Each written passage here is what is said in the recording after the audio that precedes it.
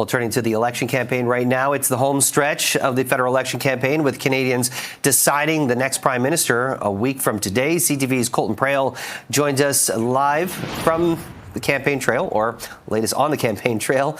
Colton, did last week's leaders debate change any of the polling numbers as we head into the final week of the campaign?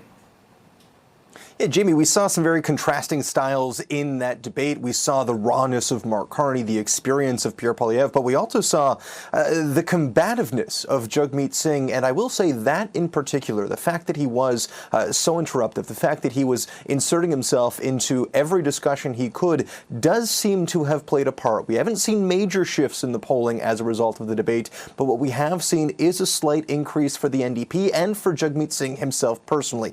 Now, this isn't going to turn things into suddenly a competitive field around the board. It is very much still a two-horse race. We're only talking about 2 percentage points or so increasing for the NDP, but it does bring them above that 10% threshold that they have been struggling to surpass for the better part of about a week and a half now.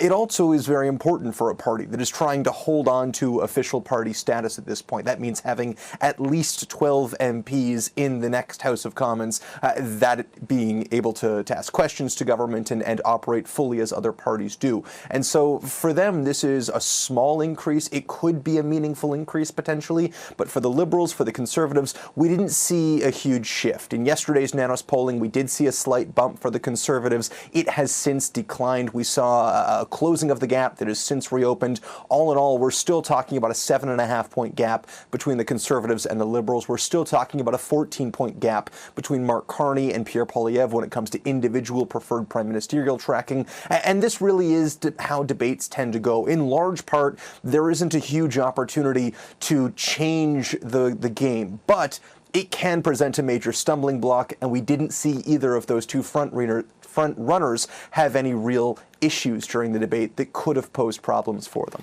A lot can happen in a matter of a week, including policy announcements. Did we hear anything today from the leaders?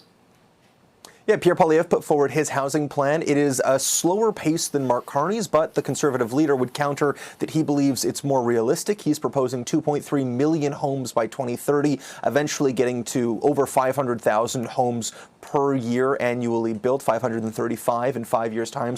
Mark Carney is promising around that 500,000 number as well. The NDP, they're also doing the same. They're promising 3 million homes by 2030. The big thing to watch for, and certainly which could influence the polling, is political platforms. We saw the NDP and the Liberals both unveil their full platforms over the weekend, costed. It shows how much they're going to spend, what's going to get cut. The Conservatives haven't done so yet. They're planning to do that tomorrow. That could be the last little hiccup in this race as we finally get all of the details of what everyone is proposing and just how much it's going to cost Canadians. Jamie. That's CTV's Colton Praill. Appreciate the update. Thank you.